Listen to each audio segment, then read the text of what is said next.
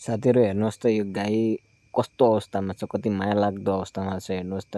न टाउको उठाएको छ, न जिउ उठाएको छ, न उसले खाना खोजिरहेको छ। पुरै अन्तिम अवस्थामा पुगेको जस्तो छ। तर हामी यसलाई उठाउनेछौँ। हेर्नुहोस् है साथीहरु, यो गाईको अवस्था चाहिँ एकदमै साह्रो अवस्थामा पुगेको छ। उठ्न नसकेर हामीले यसलाई चाहिँ काउ लिफ्टर झिकाएर काउ लिफ्टरबाट यसलाई उठाउने प्रयास गर्दैछौँ।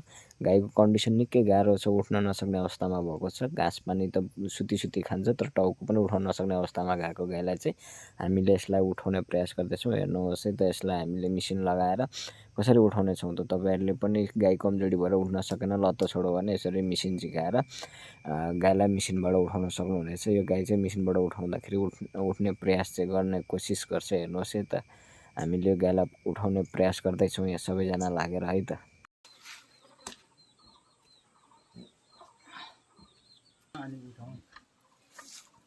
नलिन उयोलाई घुमाएर अलिक यसलाई तल झार्दै हो। कुन चाहिँ यो हुँदो यसरी नलागिने कस्नु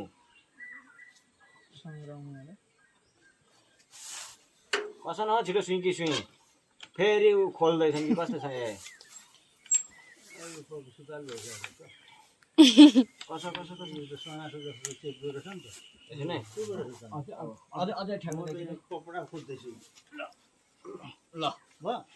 कसो बाबु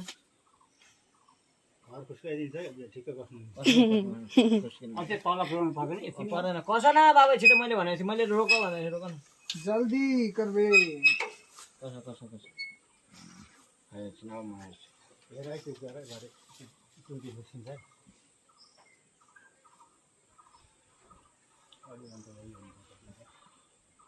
घुमाइदिउँ यहाँ कस्दिउँ यता पनि जानुपर्छ एकछिन न यता पनि एकजना मैले अघि एकपट्टि धेर भयो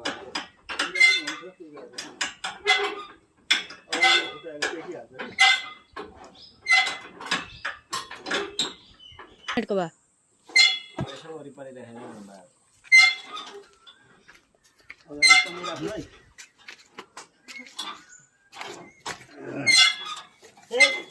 टेको है यो पनि लु है त्यताको अब बल गर यताको पनि टेको